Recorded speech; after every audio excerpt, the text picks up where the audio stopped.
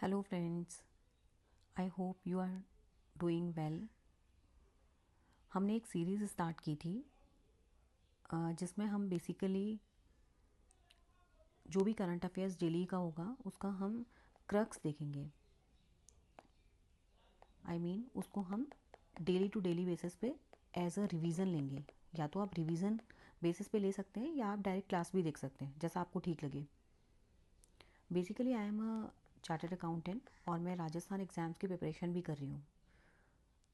तो I feel this would be very very important for you all कि आप जैसे ही रात को सोने जाते हैं तो 15 मिनट पहले ये क्लासेस देख सकते हैं। मुझे लगता है ये आपके लिए बहुत अच्छी साबित होंगी। चलिए तो हम क्लास को स्टार्ट करते हैं। 12 मार्च 2026 की हम करंट अफेयर्स देखेंगे, जिसमें पहली करंट अफेयर्स है राजस्थान सरकार गौ कल्याण के लिए समय समय पर कुछ काम करती रहती है। 2013 में राजस्थान सरकार ने गौ सेवा निदेशालय की स्थापना की। 2014 में गोपालन विभाग। 2024 में जब भजनलाल गवर्नमेंट आई थी तो उन्होंने निदेशालय गोपालन राजस्थान की स्थापना की। 2026 में रिसेंटली उन्होंने गौ सेवा नीति की घोषणा की, जिसमें बड़े पशुओं के लिए 50 रुपये पर डे का अनुदान दिया जाएगा और छोटे पशुओं के लिए 25 रुपये पर डे। ये किसी भी एग्ज़ाम में एज अ फैक्ट्स पूछा जा सकता है, 50 एंड 25।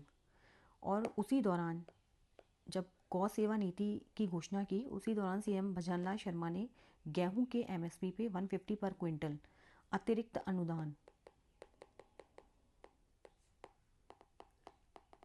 एज अ बोनस की घोषणा की। ये इम्पॉर्टेंट है और कई एग्ज़ाम में आ सकता है। सो गौ सेवा नीति के अंतर्गत हमने देखा कि बड़े पशु के लिए 50 रुपीज़ पर डे, छोटे पशु के लिए 25 रुपीज़ पर डे का अनुदान दिया जाएगा और गेहूं के एमएसपी पे 150 रुपीज़ पर क्विंटल का अतिरिक्त बोनस दिया जाएगा। नेक्स्ट न्यूज़ है समर्थ 2.0। खासकर आरएएस जैसे एग्ज़ाम्स के लिए ये न्यूज़ काफ़ी इम्पॉर्टेंट हो जाती है। समर्थ 2.0 सबसे पहले सेंट्रल गवर्नमेंट ने ये योजना आरंभ की थी 2017-18 में फॉर 3 ईयर्स, 17-18, 18-19 एंड 19-20। ये समर्थ 2.0 बेसिकली है वस्त्र के क्षेत्र में कौशल प्रशिक्षण के लिए, जिसमें 10 लाख युवाओं को स्किल डेवलपमेंट किया जाएगा वस्त्रों के क्षेत्र में। इसका बजट जो है सरकार ने रखा है 1300 करोड़ रुपए। स्टेट गवर्नमेंट ने, राजस्थान सरकार ने 2026 में इस योजना की घोषणा की और ये 5 वर्ष के लिए चलेगी, यानी 26 से 31 तक के लिए, और जिसमें 15 लाख युवाओं को वस्त्र के क्षेत्र में प्रशिक्षण दिया जाएगा। इसका बजट है 2940 करोड़। इसमें गवर्नमेंट ने टेक्सटाइल हाईटेक हब की स्थापना की। आप देखेंगे भीलवाड़ा को वैसे ही वस्त्र नगरी कहते हैं, तो भीलवाड़ा तो इसमें होगा ही। पाली और Balotra, PBB, Pali, Balotra, Bhilwara textile hi tech hub. आप देखेंगे, आप अगर आपने मेरी पहले 11-12 तारीख वाली अगर करंट अफेयर्स की क्लास ली है तो उसमें मैंने एक क्वेश्चन पूछा था, इवन ऑफलाइन क्लास के बच्चों से भी पूछा था, राजस्थान दिवस कब मनाया जाता है? तो देखिए इसका आंसर है 30 मार्च। लेकिन इसमें एक ट्विस्ट है। जैसे ही राजस्थान में बीजेपी सरकार आई है, उन्होंने बोला, सीएम भजनलाल ने, कि जो राजस्थान दिवस है वो हम मनाएंगे चैत्र शुक्ल प्रतिपदा को। और कोइंसिडेंटली लास्ट ईयर ये चैत्र शुक्ल प्रतिपदा पड़ा 30 मार्च को ही, लेकिन इस साल ऐसा नहीं हुआ, इस साल पड़ा 19 मार्च को। इसलिए आप देखेंगे कि राजस्थान दिवस समारोह जो है 19 मार्च को मनाया जाएगा। कहाँ मनाया जाएगा? जालौर में। प्रथम प्रिंट पैक राजस्थान प्रदर्शनी का आयोजन किया जा रहा है जयपुर में। जो भी प्रिंटिंग प्रेस वाले हैं इन सब ने मिलकर प्रदर्शनी का आयोजन किया है जो जयपुर में होगा। देखिए ये बहुत इंपॉर्टेंट न्यूज़ है। फिस्कल इंडेक्स 2026 अभी रिसेंटली सेंट्रल गवर्नमेंट ने ये इंडेक्स जारी किया है। इससे पहले हम कुछ देख लेते हैं मॉनेटरी पॉलिसी और fiscal policy. Friends I hope आपको इन दोनों के बारे में पता होगा। मैं एक बार क्विक रिवीजन करा देती हूँ। मॉनेटरी पॉलिसी रिलेटेड होती है आरबीआई से। आरबीआई क्या करती है? मार्केट में मनी के फ्लो को कंट्रोल करती है। किसके थ्रू करती है? इंटरेस्ट रेट्स के through, CRR, SLR, repo rate, bank rate, इन सब के थ्रू करती है। कैसे करती है? मान लो फॉर एग्जांपल आपको लोन लेना है किसी बैंक से और बैंक ने इंटरेस्ट अचानक से बढ़ा के कर दिया 20%, तो क्या आप लोन लोगे? नहीं लोगे। ऑब्वियसली आप लोन को अवॉइड करोगे जितना हो सकता है। तो इससे मनी फ्लो मार्केट में कंट्रोल होगा। मॉनेटरी पॉलिसी के अंतर्गत इन्फ्लेशन को कंट्रोल किया जाता है। किसके द्वारा? आरबीआई के द्वारा। अभी आरबीआई मॉनेटरी पॉलिसी कमेटी बना देती है, वो ये सब काम देखती है। Then fiscal policy. Fiscal policy central government से रिलेटेड होती है, जिसमें गवर्नमेंट के रेवेन्यू और एक्सपेंडिचर का हिसाब किताब रखा जाता है।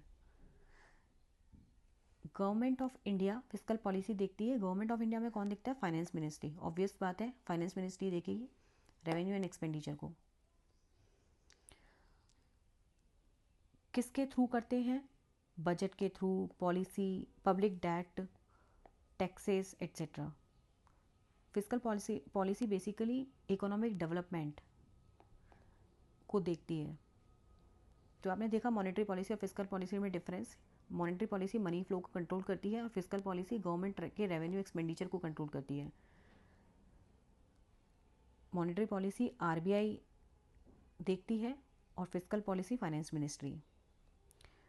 मॉनेटरी पॉलिसी कैसे कंट्रोल की जाती है? Repo rate, bank rate, CRR, SLR के थ्रू मनी के फ्लो को कंट्रोल किया जाता है।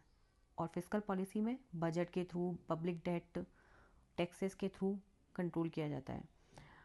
आरबीआई इन्फ्लेशन को कंट्रोल करती है मॉनेटरी पॉलिसी के अंतर्गत, और फिस्कल पॉलिसी के अंतर्गत इकोनॉमिक डेवलपमेंट देखा जाता है। अब हम आते हैं करंट अफेयर पे, डैट इज़ फिस्कल इंडेक्स 2026। अभी ये जारी किया है रिसेंटली किसने? नीति आयोग ने, bye NITI Aayog. Fiscal index के लिए बेस ईयर कुछ मानेंगे, जिसको माना गया है 2023 को। लॉजिकली बात है, इससे पहले कोविड था तो हम बेस ईयर नहीं ले सकते थे, इसलिए हमने 2023 को आधार वर्ष माना है। कितने स्टेट्स के लिए देखा गया ये? 28 स्टेट्स के लिए।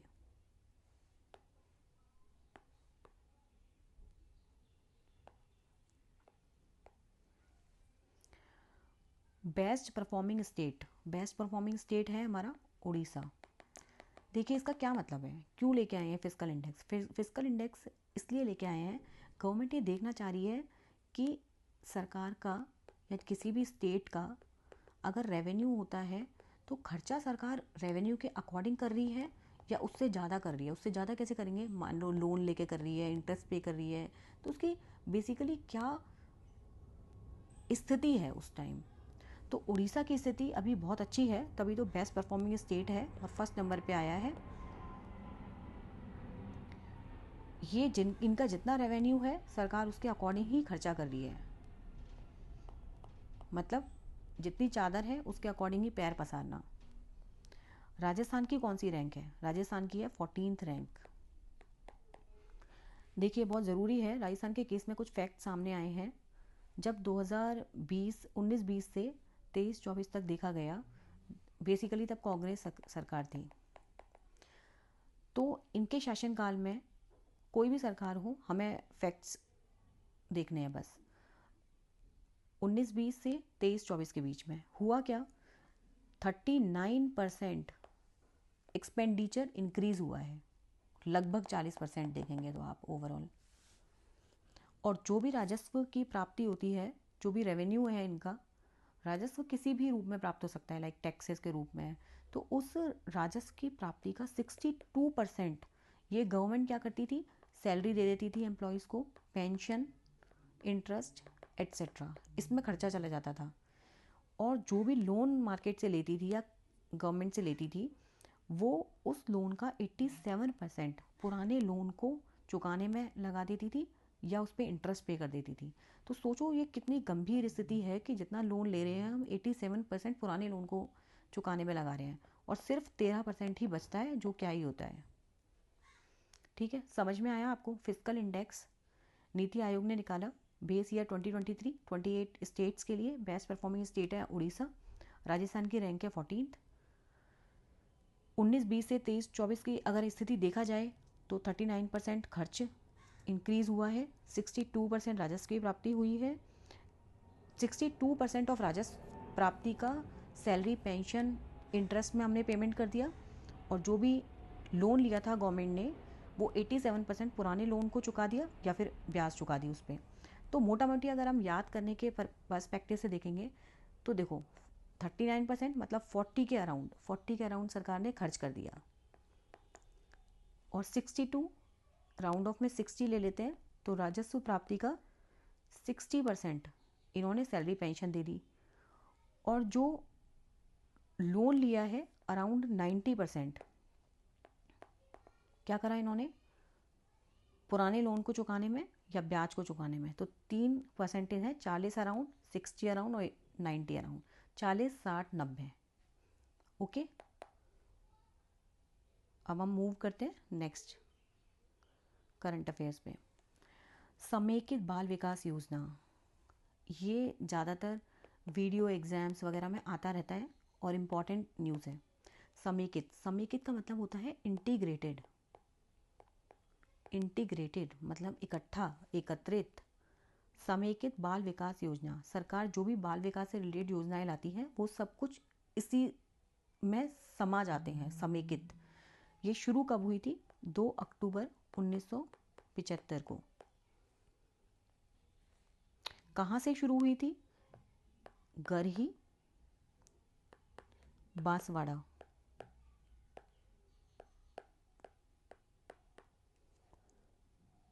फॉर होम, किसके लिए हुई थी? 0 से 6 ईयर्स के बच्चों के लिए, इनको स्तनपान कराने वाली महिलाओं के लिए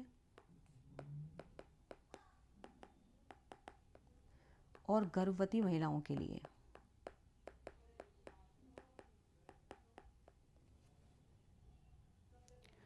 समेकित बाल विकास निदेशालय की स्थापना की गई और उसके अंतर्गत एक प्रेरणा अभियान चलाया गया।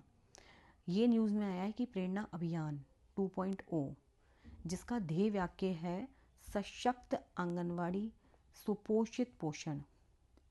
सशक्त आंगनवाड़ी सुपोषित पोषण, प्रेरणा अभियान 2.0 समेकित बाल विकास योजना है जो 2 अक्टूबर 1975 को शुरू की गई। गरीब बांसवाड़ा से 0 से 6 ईयर्स के बच्चों के लिए, स्तनपान कराने वाली महिलाओं के लिए और गर्भवती महिलाओं के लिए। देखिए, आप करंट अफेयर्स को ऐसे तोड़ तोड़ के पढ़ना स्टार्ट कीजिए, मैं गारंटी लेती हूँ आपको सारी करंट अफेयर्स रिटेन रहेंगी, याद रहेंगी। और जितना हो सके ऐसे छोटी छोटी जो क्लासेस होती है, मैं ये नहीं कहूँगी कि मेरी क्लास देखो, जो भी छोटी छोटी क्लासेस होती हैं 10-15 मिनट की, उनको रिवाइज़ करते रहो डेली। जब आपको पूरे दिन में टाइम मिल रहा है, फटाफट क्लास खोली और फटाफट रिवीजन स्टार्ट कर दिया, उससे आपको बहुत रिटेन रहना स्टार्ट होगा। अगर आप करंट अफेयर्स को बहुत ही लेंदी वे में पढ़ते हो तो आपको कुछ याद नहीं रहेगा। इससे अच्छा है अगर आप लेंदी वे में पढ़ भी रहे हैं तो पढ़ो, लेकिन रिवीजन करो।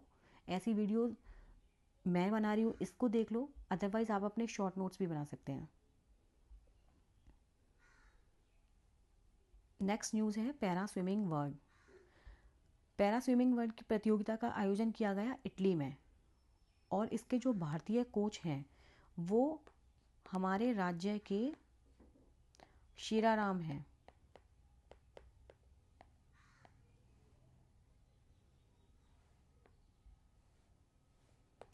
पैरा स्विमिंग वर्ल्ड इटली में आयोजित होगा जिसके भारतीय कोच राजस्थान राज्य के शीराराम को बनाया गया। That's it, thank you so much.